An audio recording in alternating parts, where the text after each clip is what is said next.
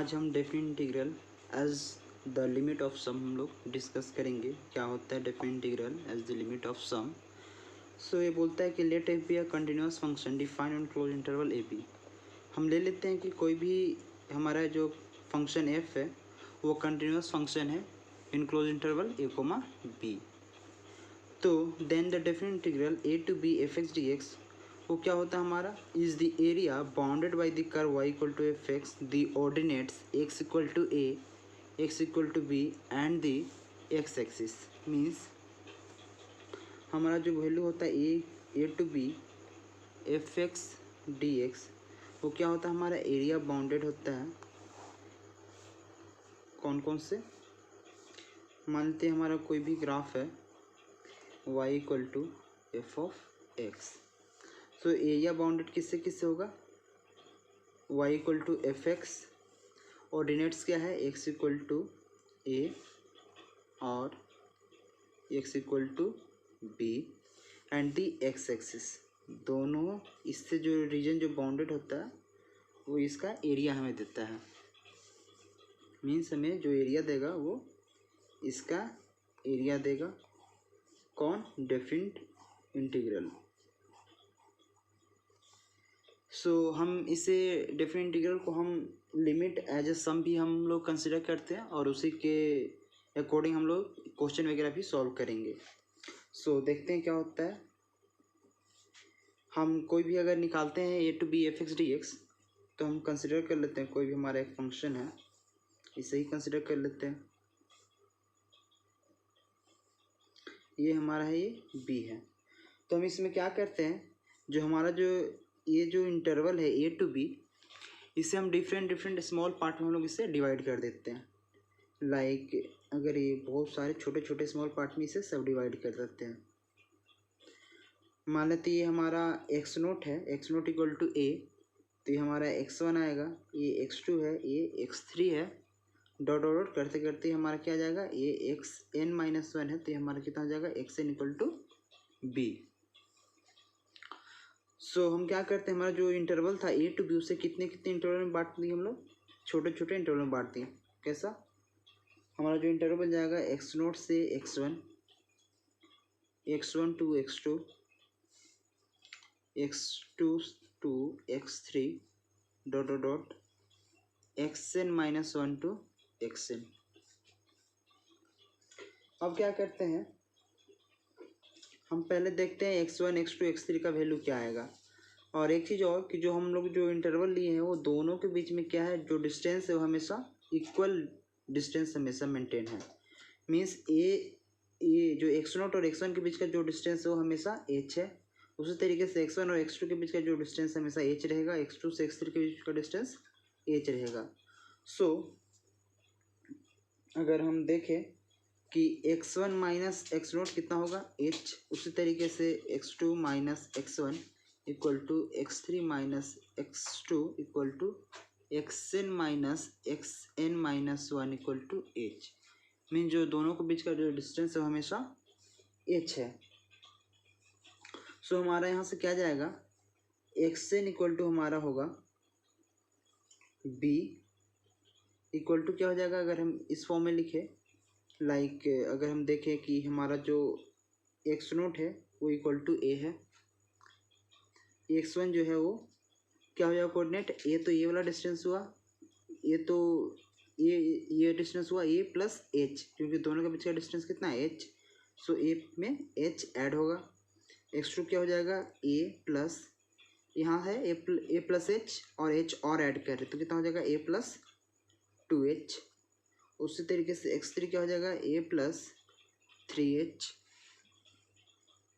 Dot dot dot क्या हो जाएगा एक्स एन हमारा a plus n h. So यहाँ से हम क्या कर सकते हैं एक्स एन का वैल्यू हम क्या लिए हैं एक्स एन इक्वल टू हमारा बी है। So b equal to a plus n h. So हम क्या कर सकते हैं यहाँ से एच का हम वैल्यू फाइंड कर सकते हैं। तो क्या हो जाएगा वैल्यू हमारा b minus a divided by n equal to h. So हमारा यहाँ से क्या आ गया h equal to b minus a by n. तो हम डेफिनेट इंटीग्रेशन का वैल्यू फाइंड करने के लिए क्या करेंगे, अब एरिया हम फाइंड कर लेंगे। सो एरिया हम कैसे फाइंड करेंगे, हमारा जो गिवन फंक्शन था y equal to F x, उससे हम लोग ड्रॉ कर लेंगे और क्या करेंगे, उसे डिफरेंट छोटे छोटे सब इंटरवल में डिवाइड कर लेंगे, जिसका लेंथ कितना रहेगा स्मॉल h, और जो नंबर ऑफ इंटरवल्स रहेंगे वो कितने होंगे small n number of small सब इंटरवल्स रहेंगे। सो हम क्या करेंगे, जितने भी हमारे n नंबर ऑफ सब इंटरवल्स हैं उनका हम एक एरिया निकाल लेंगे। लाइक ये हमारा कोई एक इंटरवल है तो हम इसका एरिया फाइंड कर लेंगे। उसी तरीके से जितने भी इंटरवल हैं सारे का हम क्या कर लेंगे, एरिया हम फाइंड कर लेंगे और सारे के एरिया को हम लोग क्या कर देंगे, ऐड कर देंगे। लेकिन प्रॉब्लम यहाँ होती है, ये देखिए जैसे कि ये हमारा कोई फंक्शन है और ये कोई कर्व है, तो अगर हम एरिया निकालते हैं तो ये हमारा यहाँ आएगा फंक्शन का वैल्यू। तो फंक्शन का वैल्यू अगर यहाँ आता है तो कैलकुलेट करेंगे, सो ये वाला एरिया हमारा पूरा आ जाएगा, ये वाला एरिया इंक्लूड हो जा रहा है। बट ये तो एरिया हमारा क्या होगा, फंक्शन से ऊपर है, सो हमारा जो इतना जो एरिया है वो क्या हुआ, हमारा एक्स्ट्रा हुआ। और अगर हम यहाँ लेते हैं वैल्यू तो हमारा जो एरिया है वो इस एरिया को कंसिडर करेंगे, सो ये वाला जो एरिया है हमारा वो बच जाएगा। सो इसके लिए हम क्या किए हैं कि जो n का जो इंटरवल है वो हम क्या करते हैं, इन्फानाइट लेकर चलते हैं। इन्फानाइट लेने से क्या होगा कि ये जो दोनों के बीच का जो सब इंटरवल है बहुत ही छोटा हो जाएगा, क्योंकि इन्फानाइट नंबर ऑफ इंटरवल हो जाएंगे दोनों के बीच में, a और b के बीच में। और जो h हमारा है, जो दोनों के बीच का डिस्टेंस है वो भी बहुत छोटा हो जाएगा, उससे कहाँ टेंड करा देंगे, 0 पर। मीन्स बहुत ही छोटे डिस्टेंस के लिए अगर हम करें तो ये जो हमारा एरिया जो आ रहा था एक्स्ट्रा, और जो एरिया जो हमारा एक्स्ट्रा कम कैलकुलेट हो रहा था, वो क्या हो जाएगा, जब h स्मॉल ले लेंगे तो बहुत ही माइन्यूट या फिर नेग्लिजिबल हो जाएंगे। सो हम इस तरीके से क्या करेंगे, सारे को एक स्ट्रिप में n नंबर ऑफ स्ट्रिप में से डिवाइड कर देंगे और सारे का एरिया हम कैलकुलेट कर देंगे। लाइक अगर हम एरिया देखें तो हम लिख सकते हैं a to b f x d x equal to क्या हो जाएगा हमारा, लिमिट इज टेंड टू 0। हमारा इसके लिए अगर मैं एरिया निकालूँ तो इसके लिए क्या जाएगा हमारा, ये जो डिस्टेंस हो कितना है h, और जो ये लेंथ हो कितना हो जाएगा एफ ऑफ ए, क्योंकि जो फंक्शन है f y equal to F of x होगा। तो ये एक रेक्टेंगुलर एरिया बन रहा है, तो रेक्टेंगल का एरिया क्या होता है, लेंथ इंटू ब्रेथ। तो लेंथ इसका कितना है एफ ऑफ ए और ब्रेथ कितना है h प्लस, अगर मैं दूसरे इंटरवल लाइक इसकी बात करूं तो इसका कितना है लेंथ हमारा हो जाएगा f of a plus H, F of a plus H, और ब्रेथ हमेशा h ही रहता है। उसी तरीके से हम कैलकुलेट करते जाएंगे कहाँ तक, f of a plus n minus 1h into h तक। क्यों, क्योंकि ये जो हमारा ये वाला जो होगा, लास्ट वाला जो हमारा स्ट्रिप होगा, उसका ब्रेथ कितना होगा h और लेंथ कितना होगा, यहाँ पर हमारा n है तो ये वाला पॉइंट हमारा क्या होगा, x ऑफ n माइनस 1। तो x ऑफ n माइनस 1 के अकॉर्डिंग हमारा क्या होगा वैल्यू y का, y इक्वल टू हो जाएगा f of x n minus 1h। सो अब हम इसका क्या कर देंगे, इसमें हम लिमिटिंग कंडीशन लेंगे। मीन्स h का अगर हम टेंड करा दें 0 पर तो एरिया जो हमारा है वो एग्जैक्ट हमारा एरिया आ जाएगा। सो इसे हम क्या लिख सकते हैं, h हम सब में से कॉमन लिख सकते हैं, तो h हम कॉमन निकाल करके बाहर कर देंगे और लिमिट एज टेंडिंग टू 0 क्या हमारे यहाँ से हो जाएगा, f of a plus f of a plus h plus f of a plus 2h dot dot dot f of a plus n minus 1h। तो हमारा एरिया का क्या फॉर्मूला हो गया, a to b f x d x equal to h into limit is tending to 0 f of a plus h plus f of a plus 2h plus dot dot dot f of a plus n minus 1h। ये तो हमारा क्या हो गया, integration as a limit of sum. और इसे हम दूसरे फॉर्म में भी लिख सकते हैं। कैसे? एच को हम क्या लिख सकते हैं, हमारा जो लास्ट कंडीशन था मीन्स यहाँ से एच हमारा क्या था, b minus a by n. So यहाँ से हम एच का वैल्यू लिख सकते हैं। एच हमारा क्या हो जाएगा, a to b f x d x equal to h means b minus a by n into limit n tending to infinity, n tending to infinity क्या यहाँ से हो जाएगा हमारा f of a plus f of a plus h plus f of a plus 2h plus dot dot dot f of a plus n minus 1h।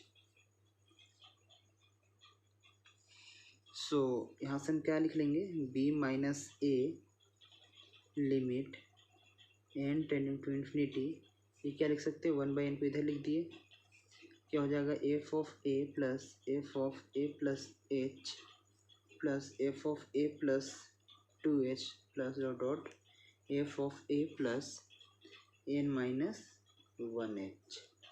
So हमारा ये भी क्या होगा, हमारा एक फॉर्मूला आ गया। जब एच के टर्म्स में रहेगा तो इस फॉर्मूला का यूज करेंगे, और जब एन के टर्म्स में रिप्रेजेंट करेंगे तो इस फॉर्मूला का हम लोग यूज करेंगे। हम लोग एक एग्जांपल से देखते हैं कि हम लोग किस तरीके से integration as a limit of sum find करते हैं। जैसे हमारा एक एग्जांपल है, find integration of x square plus 1 d x from 0 to 2 as the limit of a sum. तो बाय डेफिनेशन हम लोग क्या जाने थे, बाय डेफिनेशन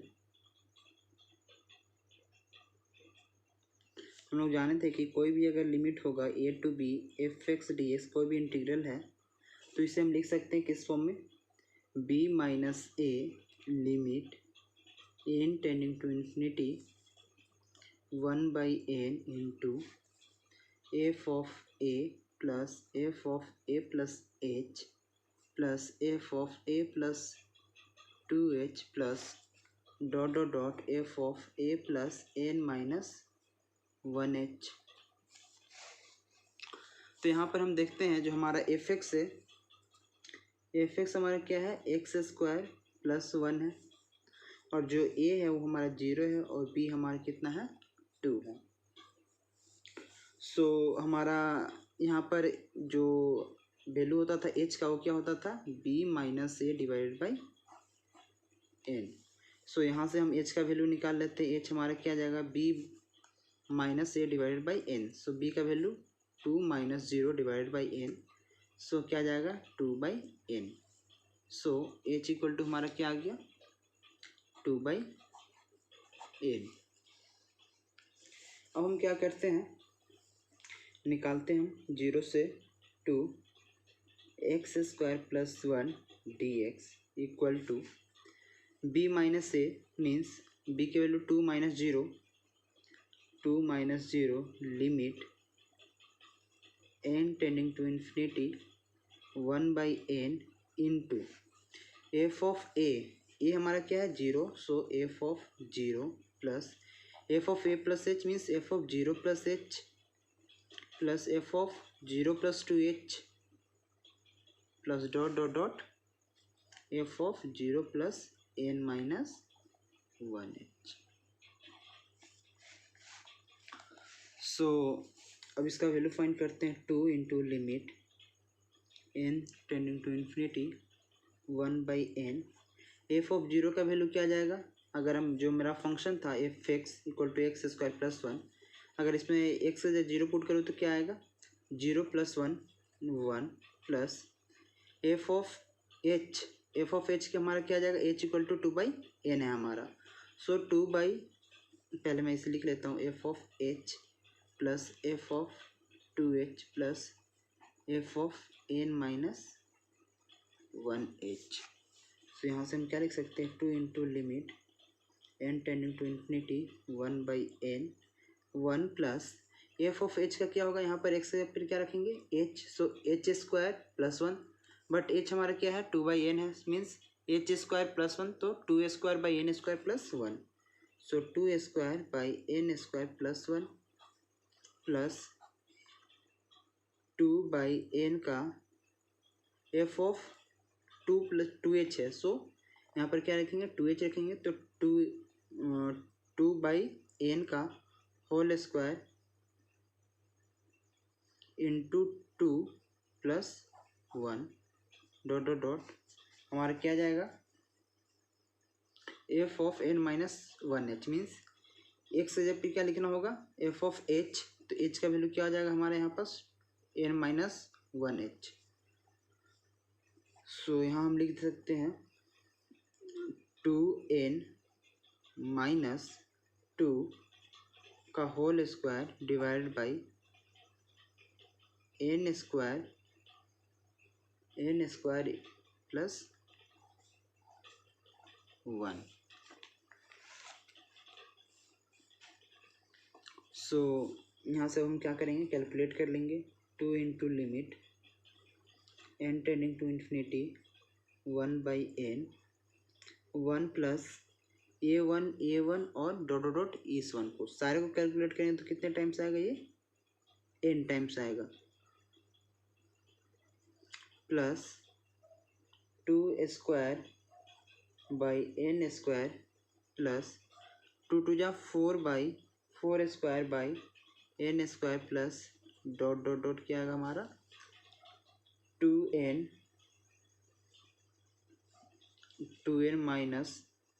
-2 का whole square divided by n square. अब इसे हम कैलकुलेट कर लेंगे।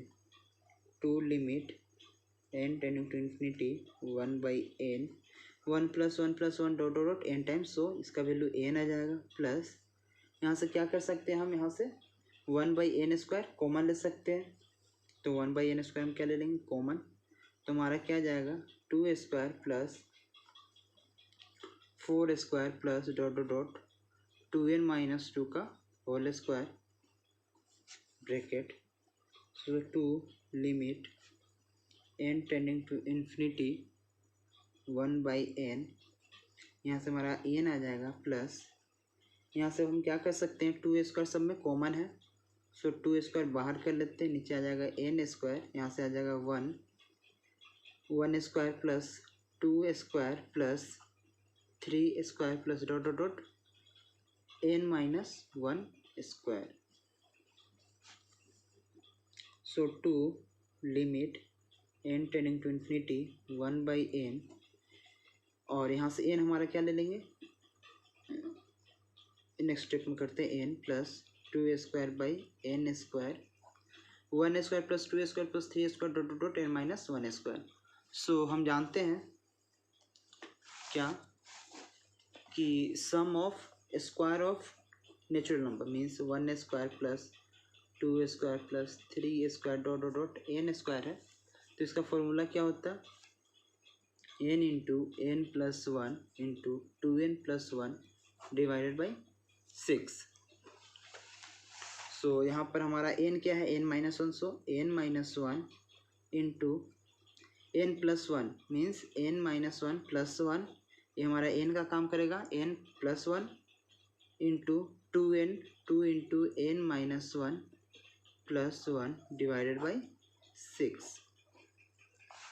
इसे क्या कर लेंगे हम लोग, कैलकुलेट कर लेंगे, तो 2 limit n tending to infinity, अब क्या कर लेंगे, इसे सॉल्व कर लेते हैं, 1/n इंटू n प्लस यहाँ से आ जाएगा 4/n स्क्वायर, यहाँ से 6 भी बाहर ले लेते हैं, हमारा आ जाएगा n - 1 प्लस 1 कैंसिल आउट, क्या हो जाएगा n plus 2n - 2 plus 1 means 2n - 2 plus 1 means 2n - 1।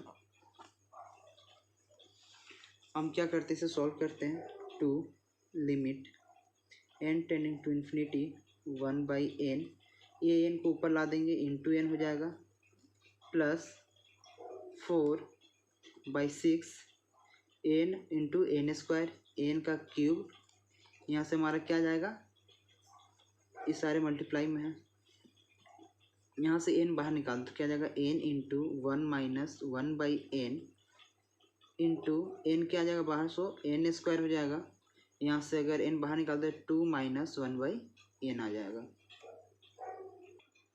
अब इसे हम इसे सॉल्व कर लेंगे। 2 into limit n tending to infinity, n cancel out क्या हो जाएगा 1 plus n q cancel out 4/6 into 1 minus 1/n, n का हमारा टेंड करा इन्फिनिटी पर, तो 1/∞ इक्वल टू 0, सो ये हमारा 1 हो जाएगा into 2 minus 1/0 means 2 minus 1/∞, infinity 1/∞ equal to 0, so 2 आ जाएगा। सो यहाँ से हमारा आ जाएगा 2 इंटू 1 प्लस 4 2 जा 8/6, तो यहाँ से हम लिख सकते हैं 2 इंटू 1 प्लस 4/3, सो यहाँ से आ जाएगा 2 इंटू 3 प्लस 4 7/3 इक्वल टू 14/3, ये हमारा आंसर आएगा। सो इंटीग्रेशन फ्रॉम क्या था हमारा क्वेश्चन 0 से 2 x² प्लस 1 dx, हमारा जो आंसर आया वो कितना आया 14/3 by the method of integration as the limit of sum. So कुछ और एग्जांपल आप बुक से कर सकते हैं, आपके एनसीईआरटी में बहुत सारे आपके प्रॉब्लम दिए हुए हैं, आप उससे ट्राई कीजिए और इसे integration as a limit of sum समझने की कोशिश करें। So thank you.